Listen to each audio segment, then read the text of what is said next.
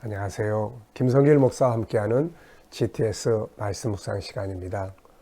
오늘도 이 묵상과 함께 복된 하루가 되시기 바랍니다. 지금은 그 어느 때보다도 우리가 말씀에 집중하고 기도 생활에 집중해야 될 때가 아닌가 싶습니다. 많은 사람들이 신종 코로나라는 전염병 때문에 두려워하고 있습니다. 사람이 할 수 있는 일은 성실하게 하고 나머지는 하나님께 맡기고 믿음으로 이기고 가야 할 시기입니다. 그래서 이런 때 가장 중요한 것은 세상 정보들만 계속 들어오면 마음이 두려움으로 가득 차게 돼요. 두려워한다고 해서 해결되는 게 아닙니다. 사람이 할 수 있는 것들은 성실하게 진행하되 한편에서는 마음은 담대해야 되거든요. 근데 이거는 하나님이 해주시는 일이에요. 그래서 그 어느 때보다도 말씀 읽고 묵상하는 일에 집중하시고 또 기도하는 일에 집중하시기 바랍니다. 그래서 현실적으로는 정부, 국가도 열심히 하고 또 우리도 열심히 주의하고 그런 내면은 하나님의 은혜로 또 그런 말씀으로 담대함으로 가득 채워져야 되리라 믿습니다. 자, 오늘도 우리가 8번째 주간에 오늘 6번째 날 6일차 되는 묵상을 하겠습니다. 6일차는 본문이 나와 무슨 관계가 있는가? 또 본문과 내가 어떤 관계를 맺어하는가? 응용의 능력을 키우는 시간입니다. 자, 그럼 이제 본문을 2번 읽어보도록 하겠습니다.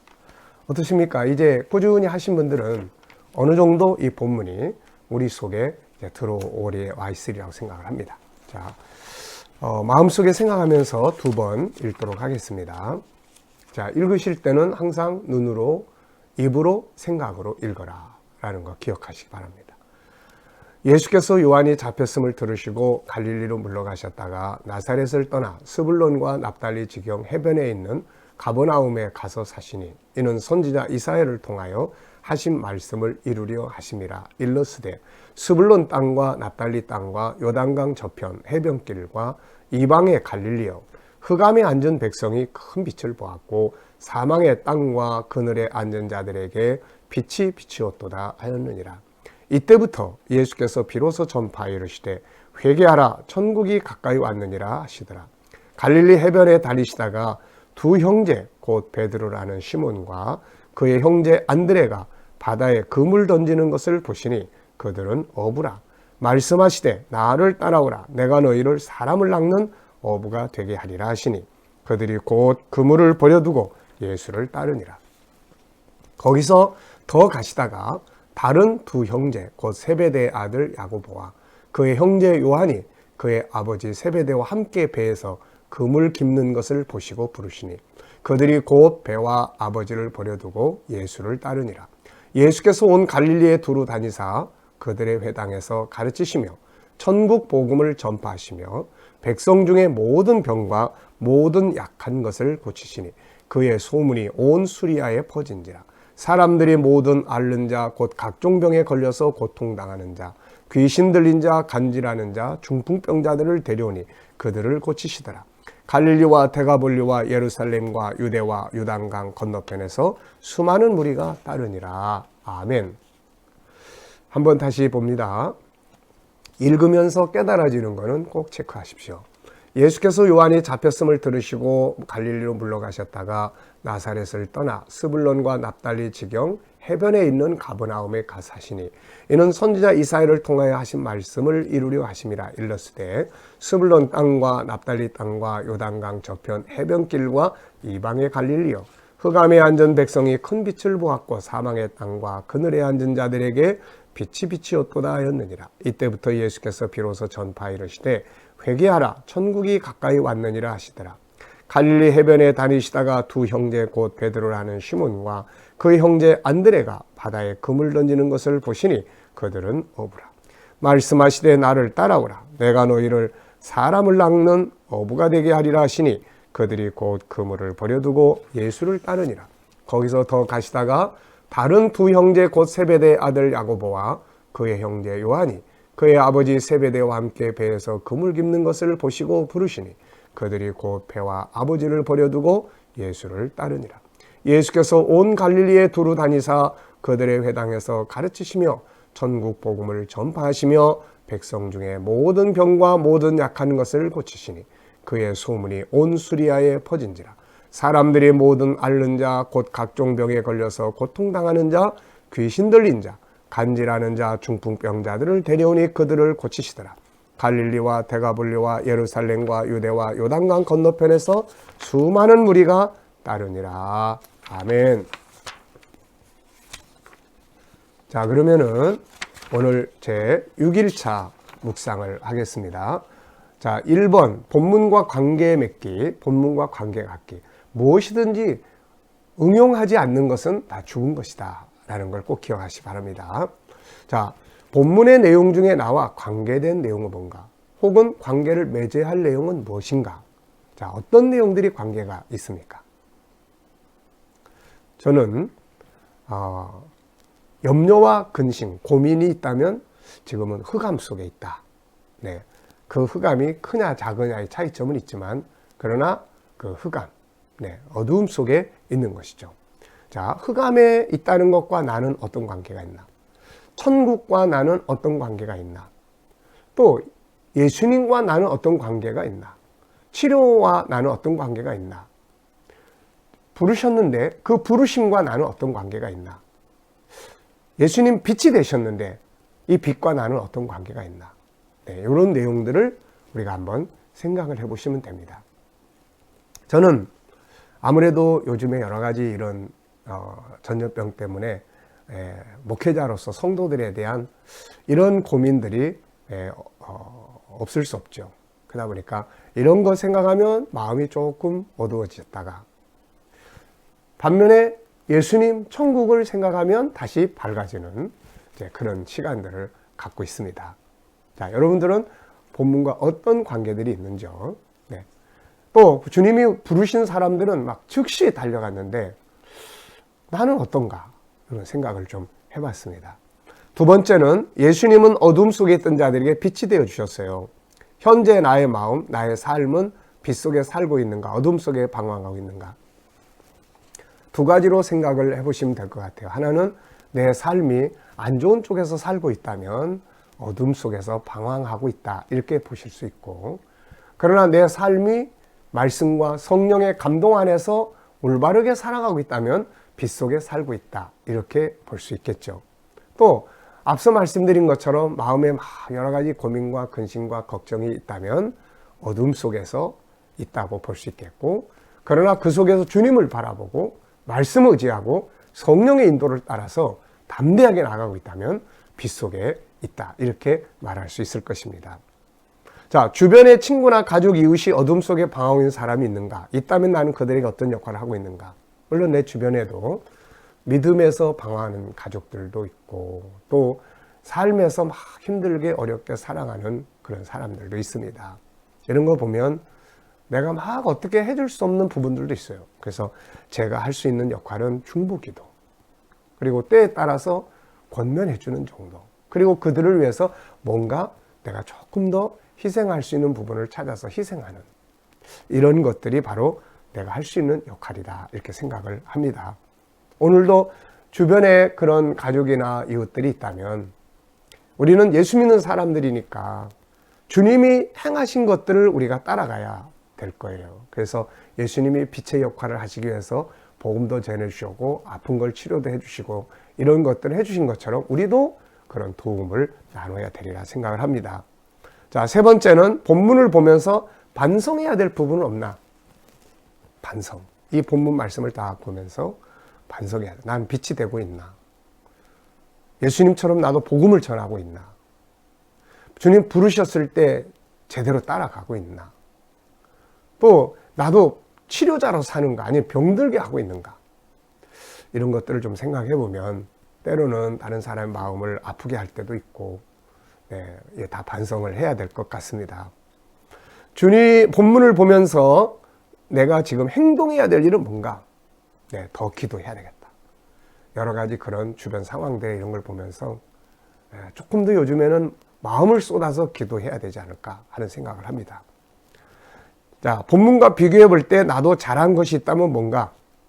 역시 천국 복음을 전하는, 천국 복음 전하는 자로 산다는 것이 참 잘한 것 같고, 또 이렇게 상담이나 치료자로 살려고 한다는 것, 이런 것들이 참 잘한 것이 아닐까 이런 생각이 듭니다. 자, 네 번째입니다. 예수님은 천국을 증거해 주셨어요. 나는 천국에 대한 확실한 믿음은 있는가? 어떻습니까? 천국에 대해서 확실한 믿음이 있나요? 우린 이 질문에 당연히 아멘 해야 되죠. 확신. 예수 그리스도와 천국에 대한 확신은 굉장히 중요한 것입니다.